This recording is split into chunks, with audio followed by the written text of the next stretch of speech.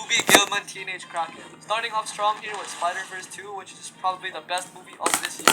This and the first Spider-Verse are honestly so on par in quality, it's astounding. This movie basically just further builds on what the first Spider-Verse created, developing each character, especially Gwen in the first act of the movie. The animation also still holds up, which is probably my favorite part of this entire movie. Every single frame of this movie feels like a painting, man. It's just so beautiful. 10 out of 10. Next up is The Flash, and alright, some people might hate me for this, but I actually kinda enjoy this movie. I know.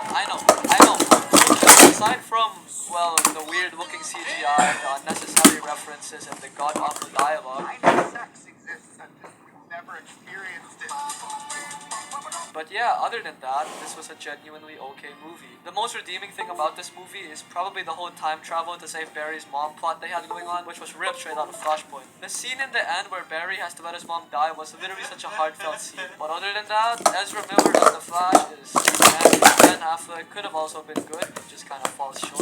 But holy shit! Michael Keaton Batman! Hell yeah! 6.5 out of 10. Anyways, next movie, which is Elemental. I actually found this one to be pretty good. I haven't seen a Pixar movie in so long, and honestly, this whole movie has been such a breath of fresh air. I mean, the story was alright. I will admit the story was kind of half-assed, but I can still forgive this movie just for how beautiful it looks. When Pixar said this was their hardest movie to make, they were not lying, man. Also, I think that this movie was trying to go for a narrative involving racism and how different races shouldn't be together, but it doesn't really work here with your main characters who literally fire girl and monster guy. 7 out of 10. Moving on to Asteroid City, which is a movie I went into completely blind. It's basically a comedy sci-fi movie about aliens. The vibes of this movie were pretty off the chart though, and it was probably what I liked the most of this movie. The aesthetic feels so old and grainy that it honestly just made the movie look weird.